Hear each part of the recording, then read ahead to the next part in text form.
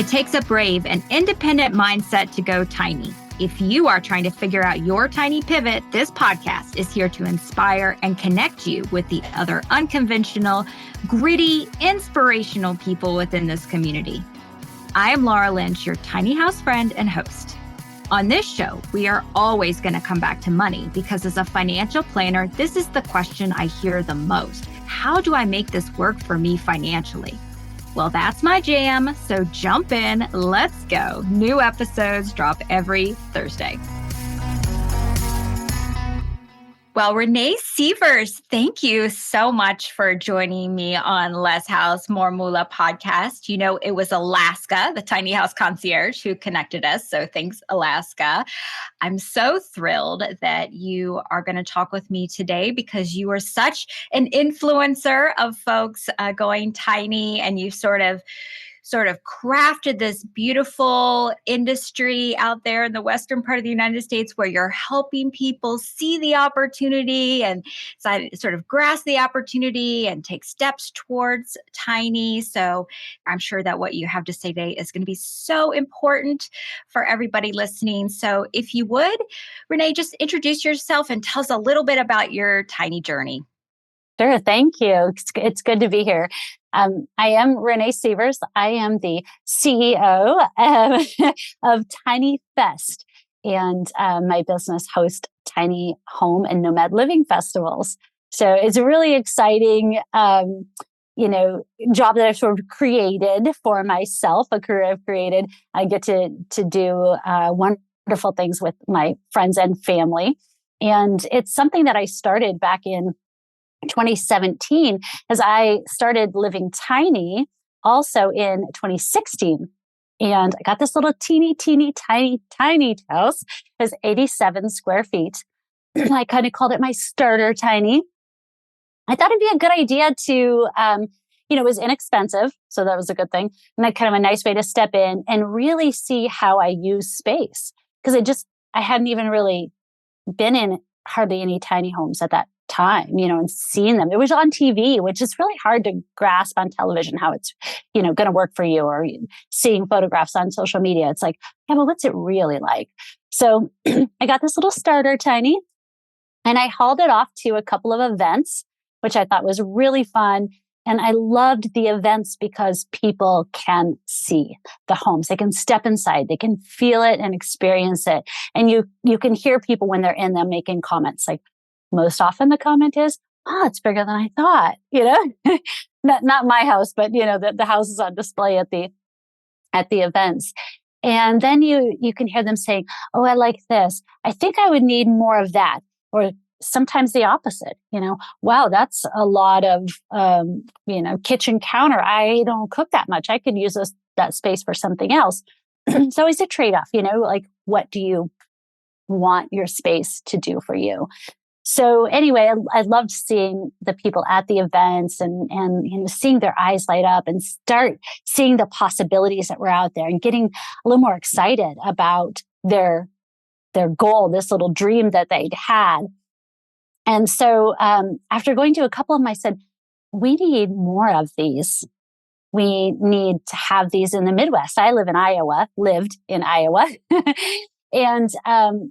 And people in Iowa just didn't quite understand tiny living yet. It was still a little newer. People on the coast were experiencing a little more. So yeah, I decided, well, I could have one of these events. What? I don't know. I don't even host dinner parties. You know what I mean? I've never hosted an event before, much less an event for thousands and thousands, right? But I did it. We pulled it off. I had a lot of great help and had the first TinyFest Midwest. Jay Schaefer was our guest note speaker. He came out from California. He's actually from Iowa and the godfather of tiny living. So that was pretty exciting. And our first event, we had around 4,500 people in Iowa. And it was fabulous. I loved seeing people experience the tiny homes and their expressions. So I felt like I was a fish out of water. In Iowa, I didn't know other people. And I think any part of the country, you can feel that way. I don't know other people that want this. Everybody's wanting their big McMansions and I'm wanting the opposite. It just felt like maybe I was off and not understood. And then I kept hearing that at the event, other people saying that. Oh, I'm so glad to meet everybody. There's more people like me. This is great. And they didn't feel so odd. They felt supported and understood. And then also they're learning more and seeing more. I just had to keep it going. It was very fulfilling and very exciting to see it come together and to see everyone's positive reaction. So. That's amazing because you're so right. People have to see and experience things themselves before they're willing to make such a big change in their life and to depart from sort of the conventional norm that we're all used to. It kind of takes a building up process, and you get the idea, and then you've got to reconfirm several times before you're kind of ready to imagine yourself in that new lifestyle. So what you've done is so important for people and probably super fulfilling for you. So did you stay in that starter tiny home, or where did your tiny home take you from a logistical standpoint? I did stay in that home for 4 years. Again, it was 87 square feet. It might have been 4.5, something like that. But, it took me all over because one of the reasons that I got that tiny home was because it was small. I felt comfortable pulling it. So when I first saw my first tiny house in person, I was like, oh my goodness, I am not comfortable thinking about pulling that giant tiny house down the road. And I wanted to be able to be mobile. So I had it in Iowa for a while. And I took it on a few trips. But then after TinyFest Midwest, I thought, I think I can take this show on the road, right? I'm set up for it. So I went out to California and I stayed in the area there for a little while in the Bay Area, and I hosted TinyFest California. And then I took it up to Oregon, and I hosted TinyFest Northwest.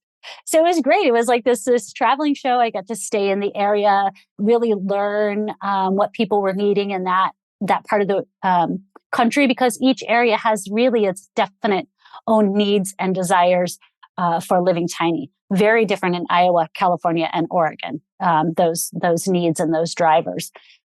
There's of course very similar drivers that we all know, the big ones. But it was great to be able to live in those areas and then host an event and then, move along. I also had 2 daughters. And so one was in Oregon at the time. So I stayed for a while. Then the other one was in Iowa, and I went to Iowa for a while. So I kind of, we'd go back and forth and do a big scoop the loop between Iowa and Oregon. And so I've spent a lot of time all over the West in my little teeny tiny. Awesome. So, Renee, when you and I talked a few weeks ago, you shared with me how tiny living has guided you over the years and sort of molded you over time. So, would you share with us a little bit about that, how you feel like that this in particular has shaped you? Absolutely. It was really interesting. It was unexpected. But when I moved into my tiny house, I noticed a couple of trends. One was I was stopping at the store and wandering around. I had a bad habit of buying things that were, inexpensive. Like, oh, it's only $2, or that's, $5, I'll get that. Well, I then had a new question to ask. It wasn't like, it doesn't cost too much. And then that was overcome by $2, whatever.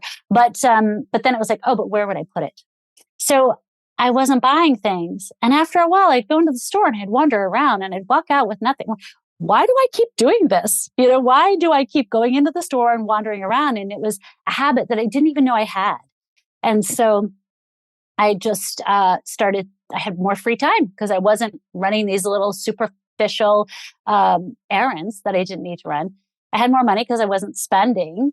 And then, I just, cause I started noticing things, right? When you don't have all of this stuff around you and all this busy, crazy, got to go here, go there, you can really open your eyes to what's around you, notice it, slow down. So first thing I noticed was, why do I have all this garbage? I'm like this little teeny tiny house. Why am I accumulating all this garbage? So I need to do a better job of recycling. So I put that front and foremost, recycling right there handy, hid the garbage can. That helped. I was recycling more. Then I thought, why do I have all this recycling? Like, why am I using so much stuff? And why am I not more careful about what I'm choosing? So it really led me to a more eco-friendly life. Um, and it wasn't that I was searching for that. I feel like I was conscious. I was doing a little recycling before, but it took me to a new level. And it was just because I had the bandwidth to notice more of what I was doing and the choices that I was making. Yeah, that's such an interesting journey that Tiny Living took you on. I've noticed a really consistent thread with almost all the guests that I've had on this podcast. And that is Tiny Living kind of inspires us to be our best selves. And it does take us on a journey where we are constantly sort of iterating and getting a little bit better. What do you think is at the heart of Tiny Living that inspires people to be their best selves? I think at the heart of it is less distraction, less stress. Those two things, oh my goodness, the things stress will do to you. Stress will have you acting in ways you are not proud of. It'll hurt your health. When that is gone, when the other stuff just kind of melts away, and in 87 square feet, there's not a lot of time for distraction. There's not a lot of distraction. I mean, not a lot of distraction, and so you really just it almost comes naturally. So I think at the heart of it, I guess, would be absence of the unneeded. And so then what's more important really starts floating to the surface. And a lot of people, I feel like, go tiny because they know what's so important to them and they just feel like they can't get that, And so they're striving to get to what is important. And then I think sometimes other things pop up. You go, oh, I didn't also know this was going to be this benefit. And I didn't know that my stress level would go down and my decision making would improve. But the two big things, I kind of mentioned it earlier, that I hear the most are want more time or want more money. Financial freedom and freedom of my time. Mm-hmm. And behind those two things, there's always more. It's not, what do you want time for? Time doesn't really do much for you unless you replace it with something wonderful, So it's like, it's not the more time that you want, it's the more time in order to. It's the benefit that you get from it. And so, if people want more time to find a career that, fulfills their heart instead of just their pocketbook, maybe they want more time to spend with family, more time to travel, and more time for themselves to let that stress go and maybe take a little better care of themselves. So there's always more to the more time and the more money that really fuels your fire. And so, and the same with money, what benefit is it to you is one thing I think each person really needs to ask themselves, especially if they're saying they want to go tiny because they want more time or more money. To what end? To what benefit? Because once you can really nail that down, get your why do I want to do this? Then you can really start moving forward with your goals. Yeah, I think that why really goes back to core values. And once again, for listeners, shameless plug for my values worksheet on my website. I really think that once we understand at our deepest core what are the couple of things that really drive our decision making, it can help us sort of decide whether Tiny Living is in alignment with those things. And I've shared before, mine are independence and exploration. And I just really love the idea of not being so dependent upon maybe, a corporation for my income and, others, grocery stores. I want to be able to grow some of my own food. All of those types of things really, help drive my decision making. And so I think that that's a great exercise for folks is to think about what their actual deepest values are. And that way they can know whether or not those things that are underlying the more time, more money are really in alignment with their true selves. Yes. You mentioned independence, and it had a couple things came to mind. I had been living in a 3,300 square foot house. I think that my master bathroom was way bigger than my entire new tiny. And whenever anything would go wrong, a little plumbing issue, a little electric, anything, it was like, okay, who am I going to call? I don't know, how to fix this. When I got my tiny house, there it was. If I had an issue, okay, the water goes from here to here. It doesn't go very far. I can pretty much see all the pipe. I can figure this out. I can do this. And I did call and get help sometimes, but when I called to get help, it was, can you show me how to understand this? Can you show me how I can take care of this myself? It was a great thing for confidence and independence, and it was just me. My kids had gone off to college. My boyfriend had walked away, just gone one day.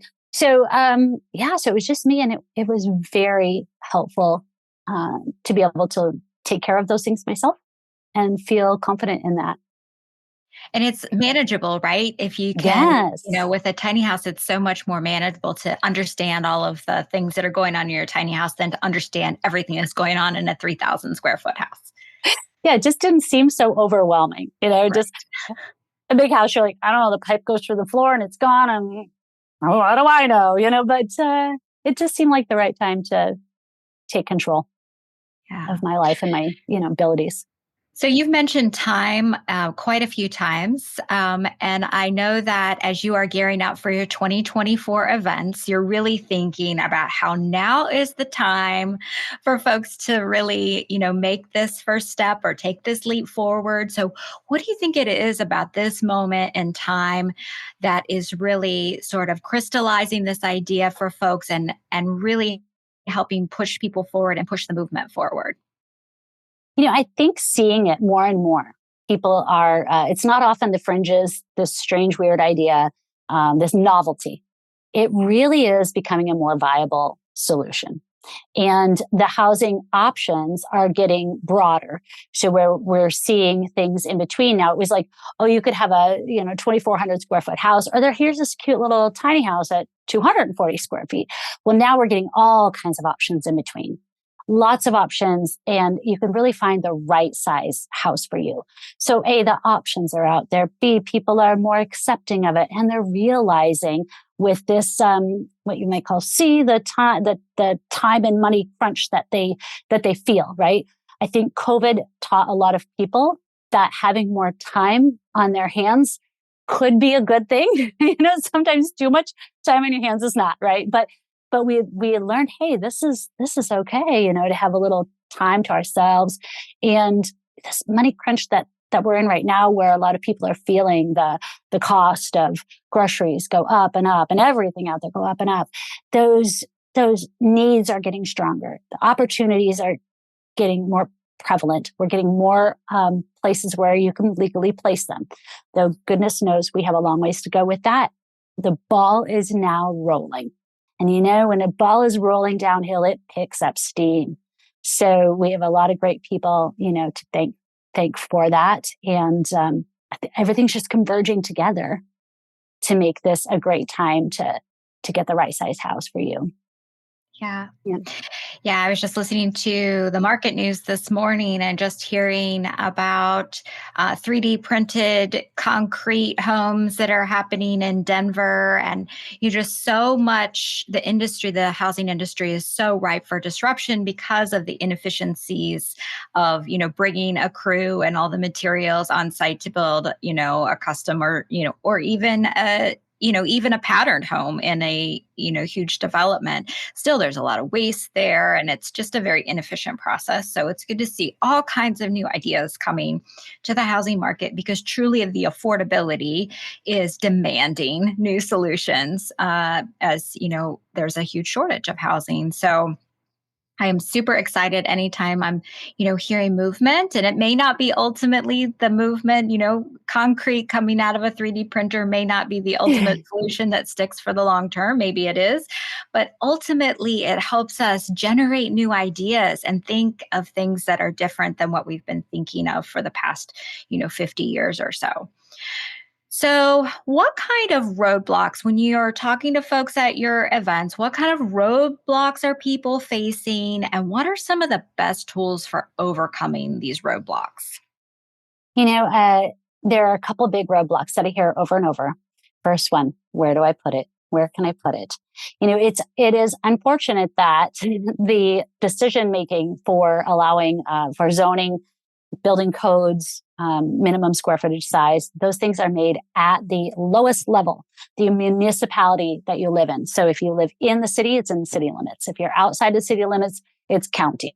And so everywhere you go, they're different, right? It's like, I think San Diego area has 17 different municipalities. And then there are regulations at state level. So it's really hard right now to figure out where you can put what, depending on how it's built and how big it is, all these different variables. Well, that is improving as more and more places are going to state level regulations, or working toward it.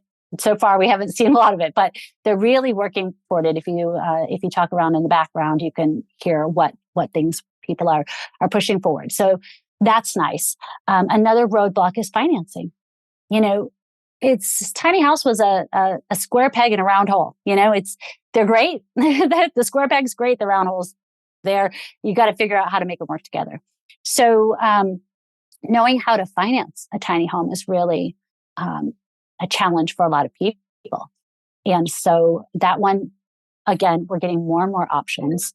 I know out in the state of California, they have some grant programs that they're working with, and they are actually passing or just passed, I think. Ooh, I'll have to double check on that one. Regulations that allow the tiny homes or the ADUs, accessory dwelling units, backyard units, to be sold like a condominium.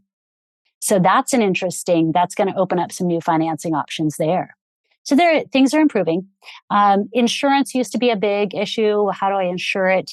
It's not as big of an issue anymore unless you're looking at a self-built home or, a home that is not certified, not built by a builder that goes through the process to have it certified to building codes.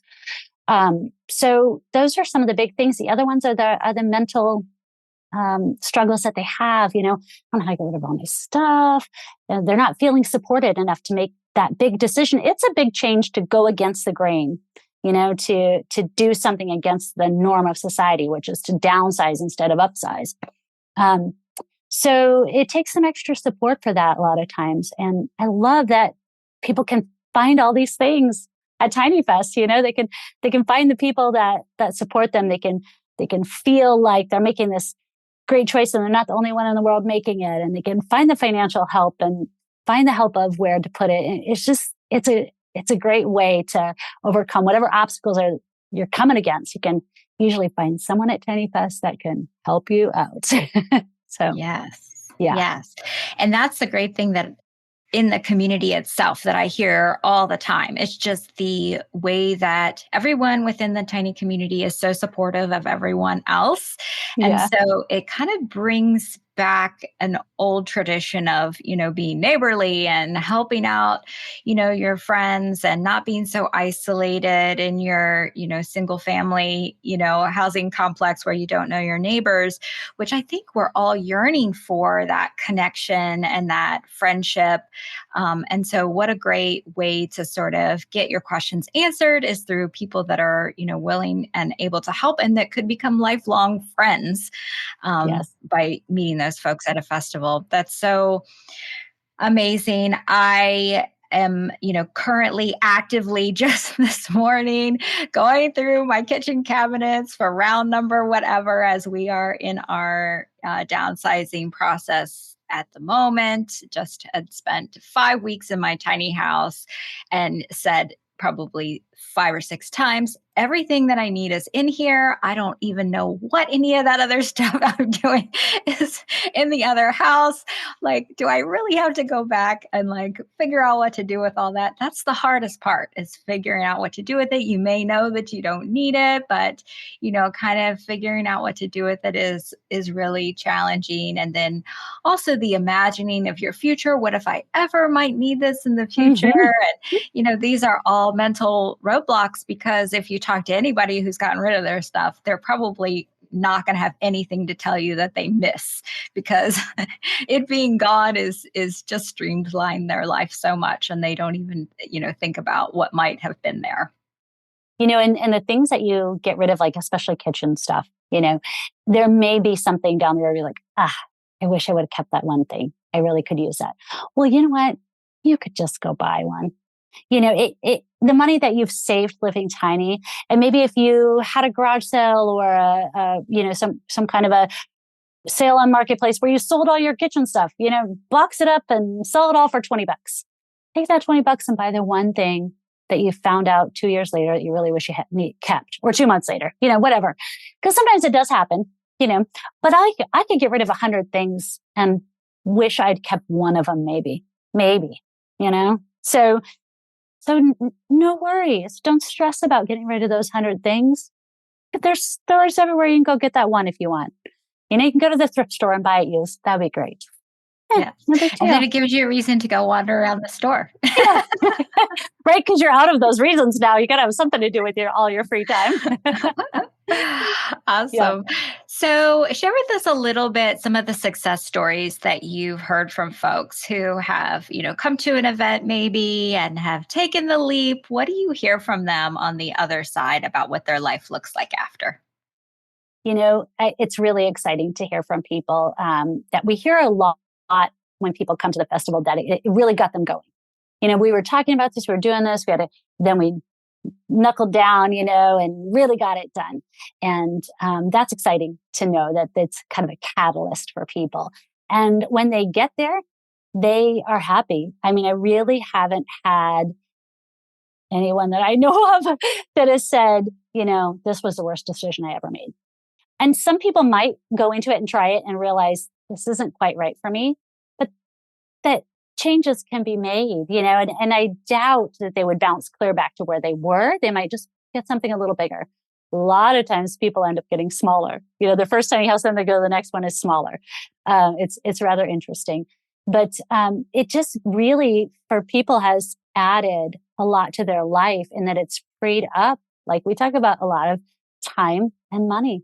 And they're able to, not work as much, maybe, is their option. Everybody has choices and different goals. But that financial freedom, they can retire early. We've seen that. People saying, I was able to retire early. I was able to work part-time. I was able to, work on my business that I wanted to do. And there are a lot of different reasons for going tiny. But I think, like you said, when you know your values, and you know why you're doing it, and you can really feel confident about that decision, then it's gonna serve you well. Yeah. Yeah. Yes. Well, I think that this is a great time for us to highlight your events that are coming up for 2024. So share with us what all you have lined up and kind of what the themes are you're seeing for your events this year. Yes. So on that theme of I don't want to work 60 hours a week, I don't have a lot lined up because my team and I enjoy having some free time. So we have fallen into a pattern of we'd like to do 2 events per year. So this year we have TinyFest California in San Diego. It's on March 16th and 17th. And we are working on securing another location for a fall event, and we haven't announced that yet. So we're looking at hopefully a mid-September event as well. So right now it's really nice just to, really focus on the spring event in San Diego. It's our 5th year at the Del Mar Fairgrounds. And it's been really fun to add some new things this year. So we are adding ways for people to connect. Because as you said, it's really connection is really important and helps you feel supported and move forward and help you get to the resources. So we're adding ways for people to connect. And we're also have a little theme going on. The time is now. You mentioned that earlier. The time is now. And so one thing that we're going to be doing, kind of fun, we're excited to lay this out. We have a list of top 12 reasons for going tiny, and each one has a number. So you pick your top reason. What is your biggest value there? And that number is the hour hand on a clock. And then your second top reason is the minute hand. And that gives you a time of day. So if your top reasons were number 3 and number 6, you would have 3:30. And so we'll have, a little clock there. You can set your time and take a picture, little stickers that you can put on your shirt or whatever that has your time. And what we are encouraging people to do is set a clock, alarm on their phone, set an alarm on their clock or their phone that goes off at that time each day, just to remind them, hey, you have this goal. And these are the reasons. You pick that time for a reason. So it should remind you of those reasons. And I find that when you have something on top of mind, when it's right there where you're thinking about it frequently, it doesn't fall off onto the, a bazillion things you have going on. Things happen a lot faster and a lot more smoothly. You start noticing opportunities, noticing, things that could help you. Take little actions that keep you moving forward. So to set that alarm each day to remind you, now is the time. The time is now to keep moving toward this goal and don't give up. That's so awesome. It gives me chills. It's a little way of tricking yourself into staying focused. I think there's that statistic around you're 40% more likely to achieve a goal if you just write it down. Yes. That's a one-time thing. Yeah. And I know from our build process and our, move to tiny process, I've got calendars up and days counting down for everything all the time, because I do know the power of how that keeps you focused and on task. And right now I'm on a 30-day deadline to get my house on the market. That's all the cleaning out and whatever. And it's a long list of things, and it can feel overwhelming. But at the same time, if you just chunk away at it, every moment that you have an opportunity to just do a little thing, then it helps keep you moving forward. And then those small little actions, those micro actions, snowball over time and turn into the ultimate thing that you're trying to accomplish. So super great idea. I'm sure that that'll be really impactful for folks to have that trick to keep them thinking. Yes. And it'll be fun. We try to have a lot of fun at TinyFest, as well of this very serious thing, which is very life impactful and really can help you grow and improve your life in so many ways. But also, let's have fun, So hopefully that alarm going off will remind you also of the positivity of the event and all the great things that you experienced there. And that'll keep your kind of spirits lifted as you're, rolling forward. Because sometimes it's hard, you run up against some obstacles and you kind of feel beat down. And it's good to have those positive memories in the bank coming forward, in the memory bank, and keep you rolling. So good. So Renee, if I could, would you sort of share with us what your sort of 5-year vision is on the horizon? What do you think is going to happen in the latter half of this decade when it comes to the tiny world and tiny living and the industry at large? Where do you see things going over the next 5 years? I really see things growing more and more. It's been proven now. This is not a novelty. This is a serious solution for a lot of problems. And those problems can be micro level and macro. And so I'm seeing more and more homes that are builders that are coming along that are being manufactured homes, which in the past has kind of had a negative connotation.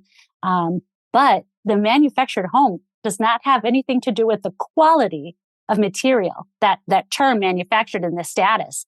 So you could get a manufactured home that's, not so great quality, or one that's really good. But having the certification of manufactured or modular or, even the RVIA certification, which is the RV standard, it gives you those opportunities to fit in, to find that round hole that you can now fit in because you have that certification. But I really just see things growing and more people finding this to be a great solution. I do see the homes getting a little bigger. I think that for a lot of people, a, 120, 180, 240 square foot home just isn't quite right. It's not right for everyone. And it can be very challenging for families. The people that do it, they're like, yeah, this was great. This was what my family needed. But I think, a little bit bigger and a little bit bigger, which is great because I've always said, I feel like that tiny homes, like mine was an extreme 87 square feet, it just kind of set the other extreme end, right? If you have a line, a range, and you've got 10,000 square foot McMansion on one side, you need to have the 87 square foot on the other side. So you can start working your way toward a reasonable middle and a range of reasonable options. So I really think that size, I think that, somewhere in the 300 to 600 square feet is going to be really very, very popular. When you have a well-designed space, you can do so much with it and it'll feel so comfortable. And I think that size is going to get pretty popular for people, especially with the accessory dwelling units, the one, backyard homes. Yeah, it's just all of these things that you talked about on the building end and the, the things from the buyer's end are coming together very well right now. Yeah. So good. Yeah, I shared, and I don't think the episode's going to be out yet, maybe when this one airs, but I think it is. People get in kind of a fixed mindset sometimes, right? And we know what, a traditional home looks like. And then we see tiny home and we think, very small. And I think you're right that there needs to be, maybe more of a middle ground for most people. But at the same time, I think it is giving us an opportunity to rethink what our spaces are doing for us. Because if you look, I recently published a LinkedIn article that showed the size of home over time and the size of family over time. And they have gone in the opposite direction. Homes have gotten bigger, families have gotten smaller. So we haven't built homes to fit the families. We've been building homes to fit our need for status. And so I think you are right on it. So finding some, very good practical space and designing space around how families are using their space. And so in our case, we are not just contained to our 308 square foot tiny home all of the time because we are building a large shop for my husband to work out of because he has heavy equipment and a lot of tools. And so we will have more than that square footage for the practical use of work. And so for folks that are working from home, maybe they need a studio building, which is what we're working on for me. And so, what is contained in our tiny house is our bed for sleeping and my kitchen for cooking and, the little bit of lounging that we do after dinner before we go to bed. And really, we're creating other spaces for other uses, but it's all aligned with how we spend our time instead of just having 4 empty bedrooms that I feel compelled to fill with antique furniture. Yes. And clean and wonder, when I was in my giant house, at one point I was in it just by myself. I guess the kids had moved out. And there I was, 3,300 square feet. And I haven't been upstairs in a while.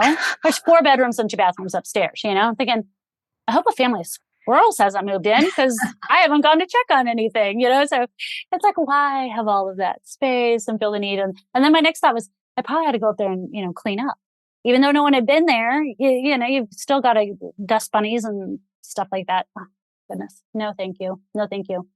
So I have moved now from my teeny tiny up to a short bus. So yes, I moved up to about 100 square feet. I haven't broke that mark, but I'm the same way as you right now. I'm now married and we both live in the bus. My husband builds tiny off-grid cabins and does a lot of logging and excavation type work. So he has those big things, and we now have a property with a shop. And so it's nice. Things are really evolving. The way that life is taking me, and so it's nice to have that flexibility and the flexible options that a tiny home will give you. So we actually have a larger, it's a single wide trailer that was on the property when we bought it, in excellent condition for its age. But we were like, no, thanks. We'll just take the bus, So we rent that out and we live in the bus. And then we bought a tiny house on wheels.